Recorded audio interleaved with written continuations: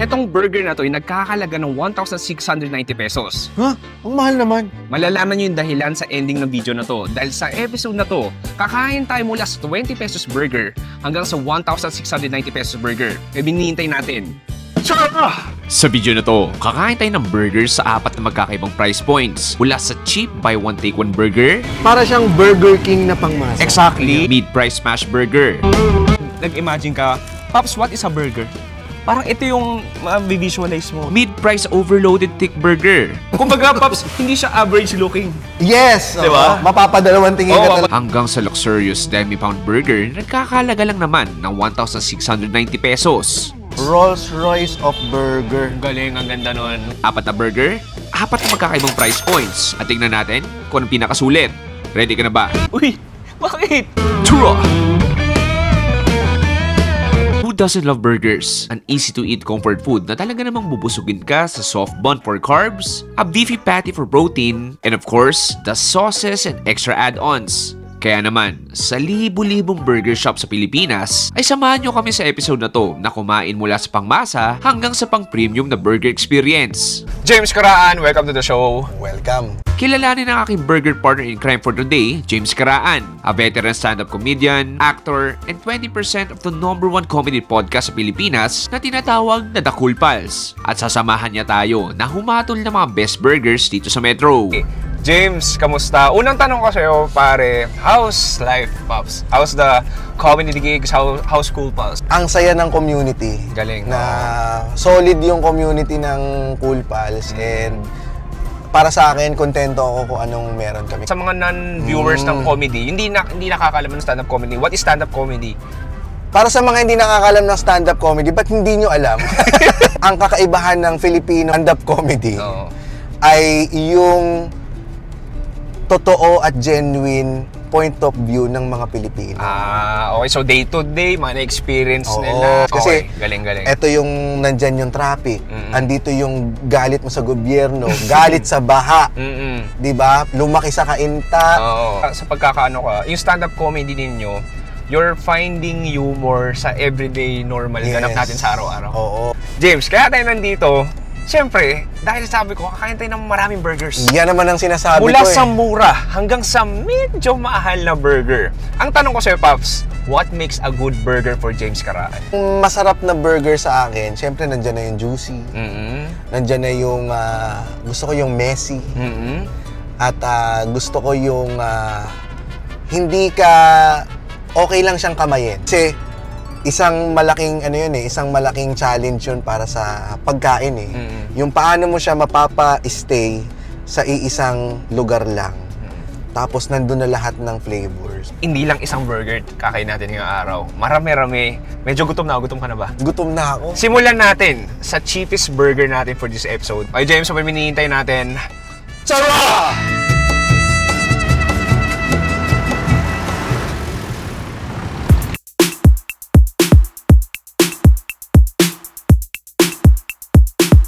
Boom! Ay. First burger natin. Nako, buti na lang gutom ako. Pops, ang ganda ng vibes. Palengke. Gusto ko talaga yung nagdedelikado yung buhay natin. Hindi naman. Safe naman dito dahil nandito tayo sa tinatawag na Baga Burger. For our cheapest burger, it is one of the fastest rising burger franchise sa buong Pilipinas. Just started back in 2021, now Baga Burger has all over hundreds of branches sa buong Pilipinas. Literal na nagbabagang sarap dahil kumpara sa piniprito na beef patties, ay dito iniihaw. Katulad ng pinakamurang burger nila, ang tinatawag na Beefy Baga. It starts by grilling the thin beef patties sa griller. Then, even the bun will be grilled and marked with a branding iron. Barbecue sauce will be added, then our beef patties. At Pops, buy one take one to for 45 pesos. Pero kung tutuusin, pumapatak lang na ang Baga Burger ay 22.5 pesos isa. Nagulat ako, kaya pala siya Baga Burger. Kasi ini-smoke siya. Gini-grill. But usually, yung mga buy one take one burger, griddle yan Diba, piniprito. Ito, may, naamoy mo nga Para siyang Burger King na pangmasa. Exactly. Ang galing mo Diba? Ito yung cheapest natin. So, para pumapatak, 22.5 pesos. So, Pops, makikita mo pinaka-cute dito, may nakalagay na word na Baga. Meron ba? May copyright siya. Oo nga. May copyright siya, pare. Huwag mo kakagatin kagad. Kailangan mo talagang... Basahin mo muna. Medyo malabo lang eh. Unang burger natin. Cheers. Unique. Nasang longganisa? Parang nga eh. Tsaka ano siya, Pops? Yung sauce niya, barbecue. Oo, di ba? Tapos yung patty niya, okay. May konti smokiness. Parang tumikim ng pork barbecue na nasa bun. Hinulma mo ng patty. Oo. Sinigay mo sa bun. Ang naalala ko dito, Boracay. Yung chori burger. Parang Boracay vibes. Tingnan mo, very Boracay. Oo, kita mo naman, no? Very Boracay. Very Station 2. Maganda lang din yung mantika sa bun, yung lambot ng bun. Kasi ito, Pops, inihaw din eh. Pag ihaw, konti lang ang mantika. Konti lang, oo. Smokiness. Sabi mo na ba yung smokiness? Sabi mo na. Pwede mo ulit sabihin. Smokiness. Yan, smokiness. Kung anong laki nung tinapay, yun din ang laki nung bun. Tama. Ito, Pops, overload. This is the barbecue bacon beefy baga. The only difference, this time, we chose the ketchup mayonnaise sauce. Meron dito fried egg, then a strip of bacon. Gawin ko pare, mas masarap. I-squeeze mo yung ano, yan. Hayaan mong mag-ooze yung egg yolk. Parang wala sa'yo ah. Ayun, ano sa'yo? Ayun, yan. Etong gusto ko sa itlog, yung may lumalabas. Oo, yung creamy. Oo, yung malasado. Yan, malasado. Sige, cheers tayo. Sumagot na ako. Different attack. Yung vibes nito pare, kung may outing kayo, tapos yung tita mo gumawa ng burger, parang ito yung dala-dala niya doon sa cooler na yung very homemade. Yung bacon natin adds extra protein, yung itlog adds extra creaminess. Burger, ganun pa rin naman. Kung nasa burger nila, this time lang walang barbecue sauce. Galing, sarap. Ang naalala ko naman dito, pagkagat mo, parang 4 p.m. ng hapon. Galing school? Oo. Wait lang, galing school, natilapos mo yung school o nag-cutting ka lang? 4 p.m. tapos na yan. Tapos na. Anyway, Pops, proceed tayo to next burger natin.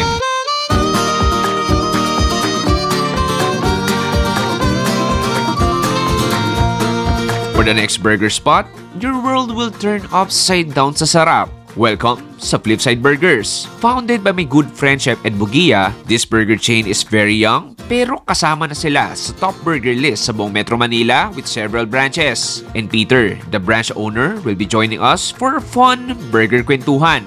Sir, unang tanong ko, ang dami-dami ng burger sa buong Pilipinas. Anong specialty dito sa Flipside? Ako, ang specialty namin kasi smashed burgers kami. So lahat ng burgers namin, smashed burgers. So if di kayo familiar sa smashed burgers, yun yung pinipisat yung burger.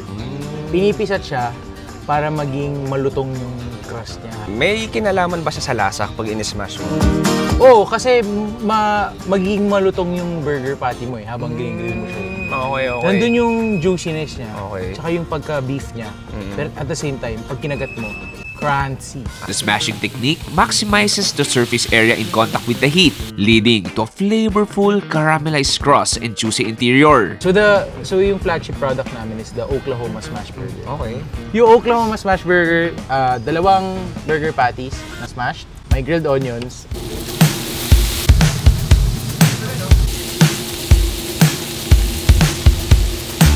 and then may slice of cheese, each patty. Lalagay siya sa brioche bun na may special burger sauce ni Flipside. Tapos may pickles. And this Oklahoma style smash burger costs only 255 pesos. Okay, pare. Second burger natin, James. Ready ka na ba? Ako, ready na ako. Kahit okay na ako dun sa nauna. Oo. Apat tayo, di ba? Apat pare. Sige, Pops, alam mo, huwag tayo dumaldal. Diretso na tayo. Alam mo, ito yung burger talaga na parang pag nag-imagine ka, Pops, what is a burger? Parang ito yung ma-visualize mo eh. Kita mo naman, that crispy patty, that smashed patty, yung house-made, homemade burger sauce, and that brioche bun.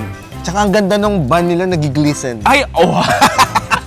Pinaganda ko yung vocabulary nito. Nag-search ka agabi, no? Adjectives for food. Cheers!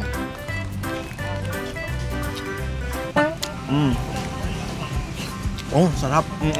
It's like a beauty na pumasok sa bibig mo. Oo. Like yung, alam mo ganda doon pare, yung crust eh, nagkaroon siya ng crust, nagkaroon ng lutong.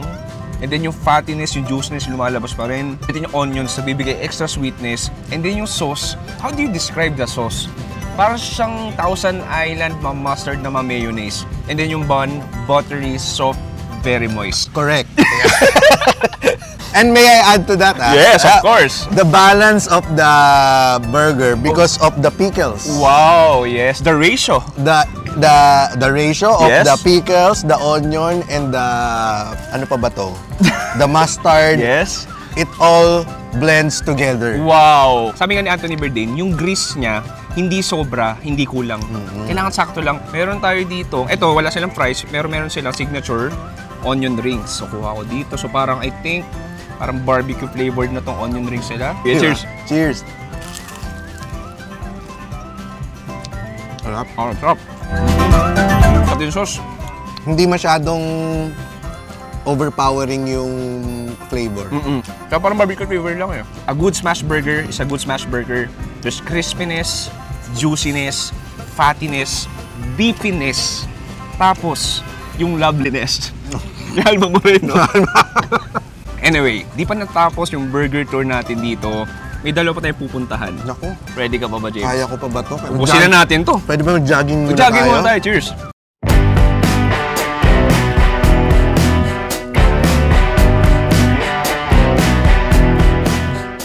Boom!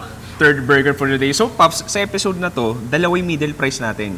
Okay. So, ito yung pangalawa. Nandito tayo sa sikat ng Hungry God. Homies.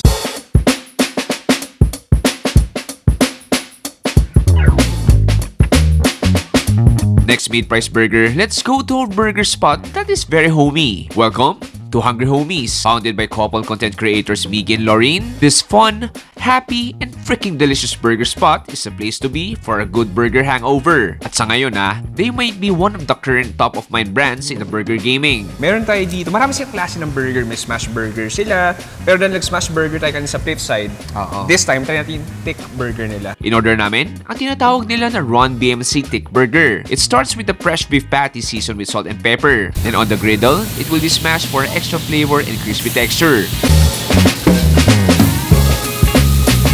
Then it will be steamed for extra moisture. On the other side, smoked mangowood bacon is being cooked and our soft buns are taking a bath sa butter roller nila. Then boom, ready to toast. Back to the patty, once steamed ay ilalagay na ang American cheese at i-steam ulit to hanggang mag-melt. The brioche bun, a special sauce na tinatawag na Chipotle barbecue mayo is added. Tapos ilalagay na yung nalutong beef patty natin with cheese. Ilalagyan na ng mga kasamang add-ons. Crispy bacon on top, shiitake mushrooms, and their signature pickles. Then boom, ready to serve. And this Ron BMC burger costs 470 pesos. Paps, ibang klase. Bacon, mushroom, and cheese. It looks glorifying. Mau-overwhelm ka sa umpisa pa lang eh. Oo eh. Ngayon lang ako nakakita ng ganito kakapal na pipino na ipinasok sa bun. burger. Oo, tama. Pero pare, alam mo, ito yung tipong burger na, ay, sisirain ko pa ba to? Ang ganda eh. Totoo. Ang Sobrang attractive niya. Kumbaga, Pops, hindi siya average looking. Yes! Diba? Mapapadalawang tingin ka talaga. Mapadalawang tingin ka talaga. Anyway, isipin mo, Pops, overloaded siya, pero na-hold niya. Intact lahat yung Totoo. yung pickles, yung bacon, yung thick patty natin, and then yung mushrooms. Ang hold niyo, walang effort is, oh. Hindi nga makala to. Ang ganda ng pagkakataki nito, para kang tinakin ng nanay mo. Ay, oo, yung kulit-kulit mo, ha? Hindi, gawin ko, tupi mo ng konti. Okay. Yan, para di kami harapan. Okay, James, cheers. Cheers!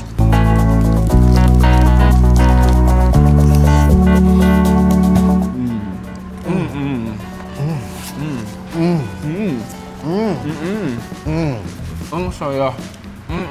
Kasi may ibang burger na hindi nila kinoconsider yung totoong laki ng bunganga ng tao. Oo. Ito, miniature nila. Dito talaga minesure. Oo. Feeling ko bago i-serve dito, ginanon ng chef eh. Ang sarap. Para siyang kumbaga sa musika. Meron siyang harmony and melody. Lahat ng ingredients, yung mushrooms, yung cheese, yung melted cheese natin, yung fatty, thick, sobrang juicy na patty. Sobrang beefy lang din eh. Tapos, Pops, ang pinaka gusto ko dun is yung pickles. Maasim na matamis. Para siyang candy. Ang sarap, laki ng dagdag. Ang nakakatuwa, nung kinagat ko, kasi di ba, alam mo, makapal. Akala ko, pag kinagat mo to, mag-overpower yung asim. Ah, oo. Pero, nung pagkagat ko, in-analyze ko talaga to Pagkakagat ko, ang una ko nalasahan yung asim, yung bacon. Yung crispy bacon, yung mushroom. Pero nawala kagad yung pagkaasim galing, sa una pa lang. Ang ganda sa kagat na to, yung pagkakagat mo, naramdaman mo na lahat. Totoo. Di ba parang isang swabe na lang. Parang cartoons. Parang cartoons, So may dalawa tayo dito, may cheese tayo dito, may yung chili con. Sige, kiwa tayo. So may nakita ko ditong relish, onions, cheese, yung chili con na karne nandyan. Sige, kuha ko ng marami. Yan. Cheers. Parang ako kumain ng nachos. Ay, oo. Parang sobrang savory niya, no? Yung ground beef nandun, yung relish, yung onions. Yung fries natin, crispy pa rin naman. Totoo. Kahit ang daming sauce. sauce. Ay, Paps, alam mo sa Amerika, ginagawa nila daw. Pagkainom nito, ay pagkakain ng burger, diretso inom ng shake. Totoo ba? Oo nga. Sige, cheers.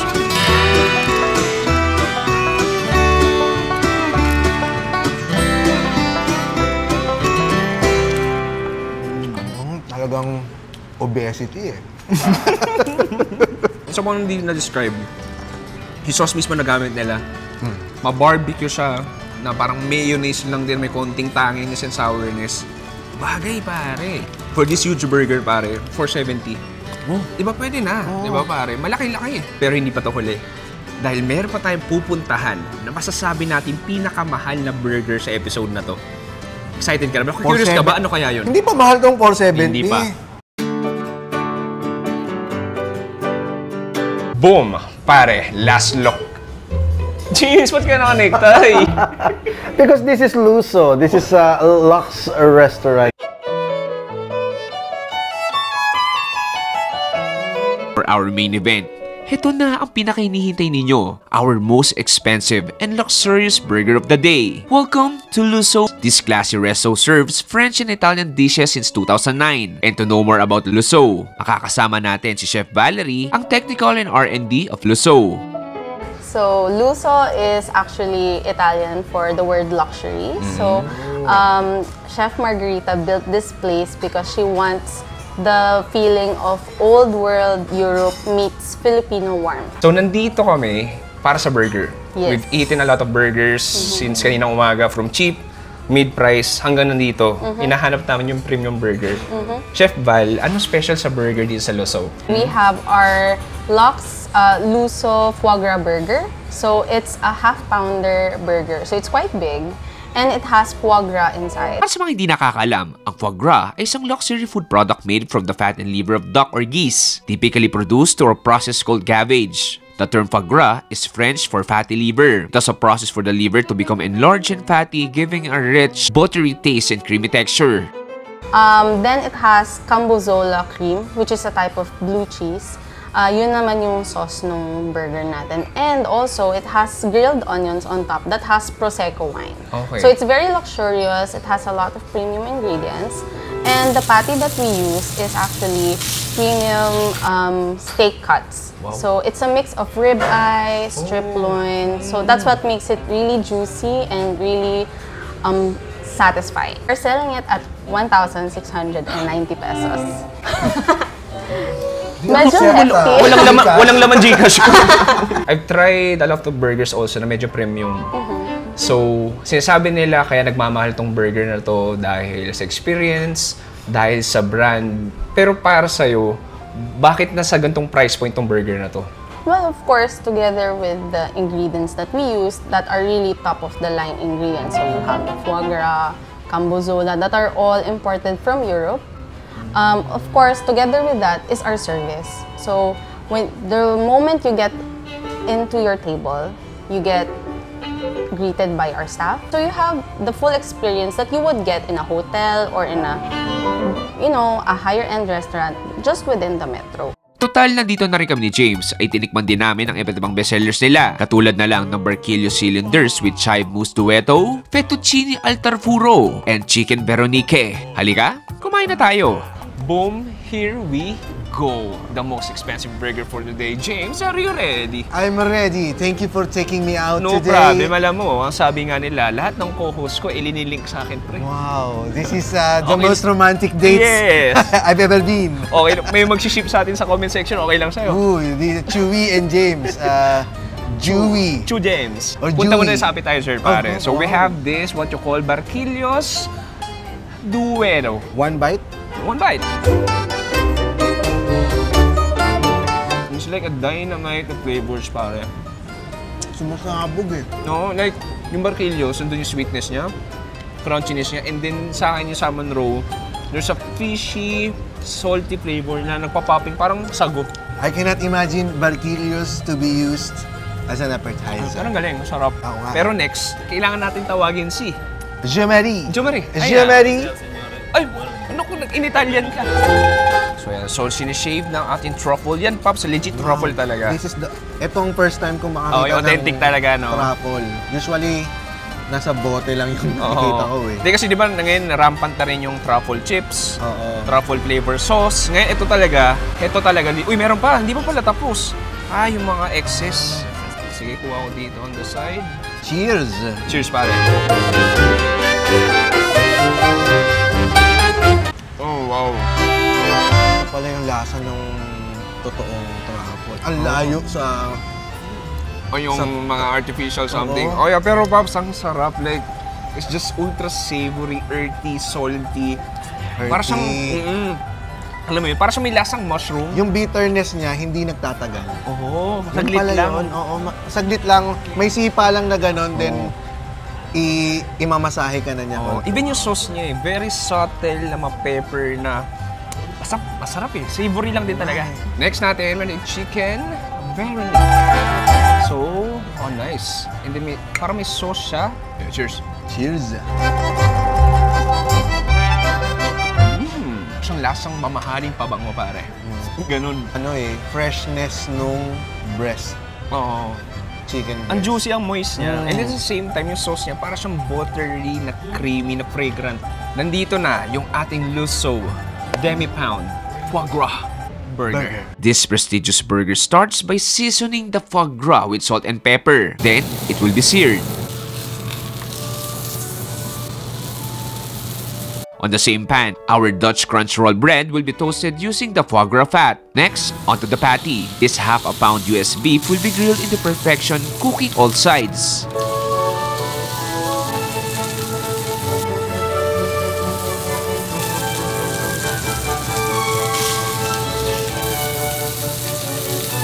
Then on the other skillet, white onions are being flavored with Prosecco, or a type of Italian white wine. For assembling, the demi-pound patty is placed on the bun, then the Prosecco onions. Tapos, yung top bun, lettuce on the sides, and thick cut fries. And a small cup of Gambazola bat, or a type of blue cheese. Then, some flowers for aesthetic. Here's our Lusso's demi-pound foie gras burger. Ang nakakahalaga to ng tumataginting ng 1,690 pesos. Very aesthetic, clean, simple, pero elegant.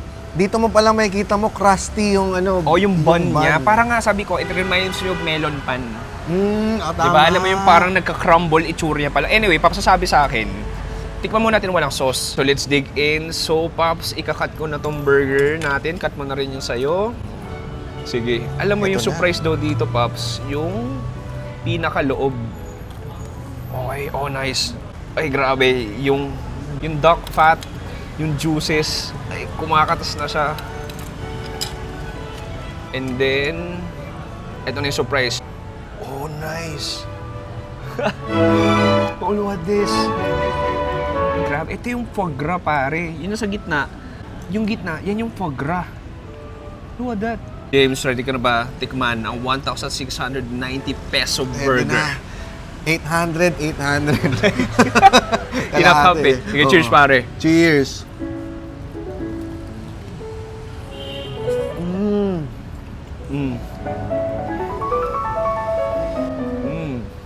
Uy!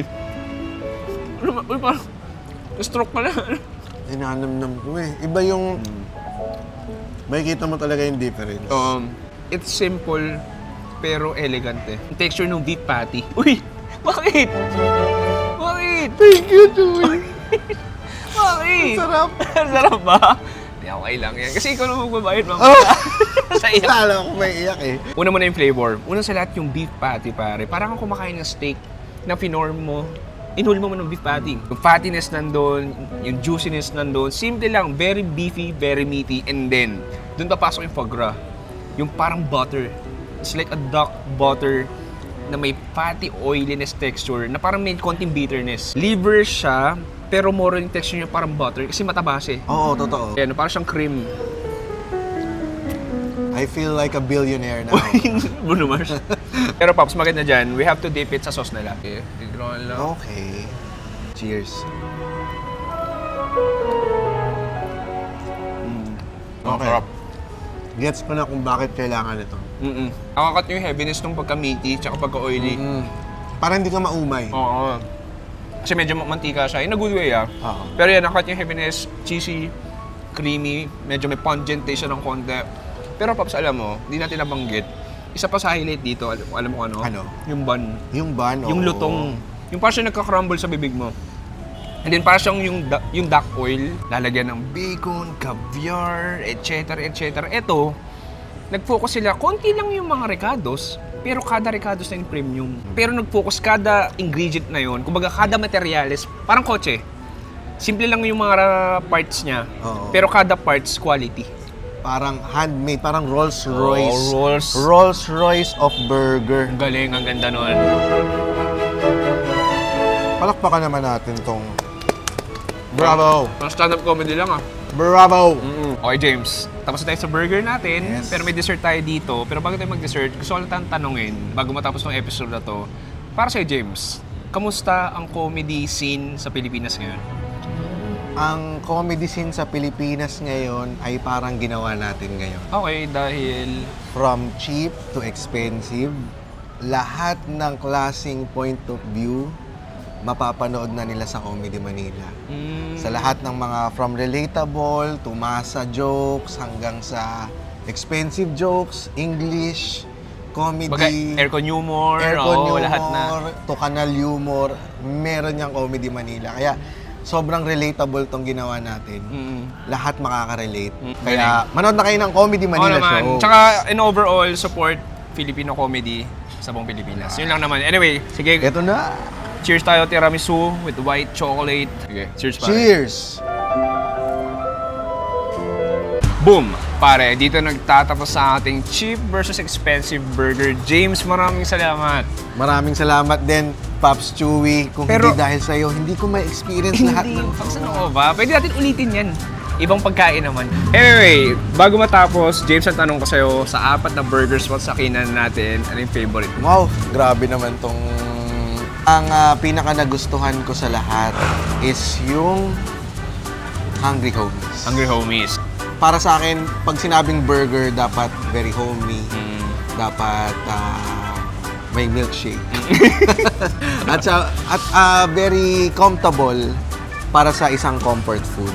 Actually, ako rin, to be fair, lahat ng kinain natin from cheap hanggang sa dalawang meat fries, masarap quality, walang tapon walang tapon. Pero I have to go with the last one, yung Loso Burger, yung Demi Burger.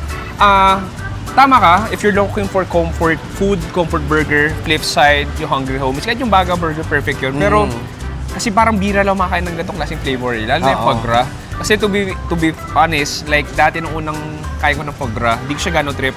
And then nakakain na ako siguro twice, third time, biglang natripan ko siya. And then ito yung huling kain ko ulit. And then bagay yung quality ng karne, yung bun, yung experience, yun lang naman para sa akin. Expensive ka na kasi ngayon, Chewy. Siguro nga, baka siguro pag medyo, baka gano'n nga yun.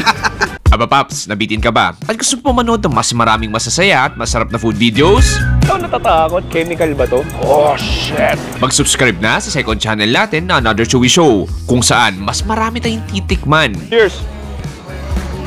na iba't ibang masasarap na pagkain sa lahat ng lugar na pinupuntahan natin. Less edited, cellphone lang ang gamit, pero marami ka pa rin matututunan. Alam mo, may pintura nga siya. Hindi kaya pintura talaga to. At marami pa rin tayong matitikman. Bigat, this like a heavyweight pizza. Masaya, kwela, makulit. Kaya naman, manood na at mag-subscribe sa second channel natin na Another Chewy Show. Kaya hinihintay mo. Churro! Hindi mo akalaing makaka-encounter ka ng bacon sa lugar na ito. Joke lang. Paano, anong pinampipisat mo? kamay. Actually, kahit ano, pwede. Puwet? Pwede. Sapatos.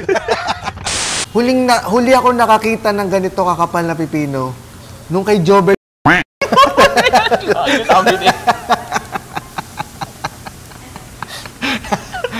Sabi na nasabihin mo eh. Nung sinabi mo palang pipino, sabi ko nasabihin mo, bawal yun. Punta lang kayo sa comedymanila.ph for shows, for comedy shows, and punta kayo sa thecoolpals.com para sa mga content namin sa podcast. And follow nyo na rin kami sa Spotify, The Cool Pals. Suportahan nyo Cool Pals, Comedy Manila at lahat ng comedy scene dito sa Pilipinas. Maraming salamat sa panonood. Ako si Chewy, kasama si James Caran. Nagsabi, stay safe, good night, and goodbye. Bang! Sa'yo, wala. Hindi to pwede sa Luso. Pre, nanonood yung mga customer. I'm very sorry, Nanonood yung customer. dining people. Nanonood. This is an extra entertainment for you.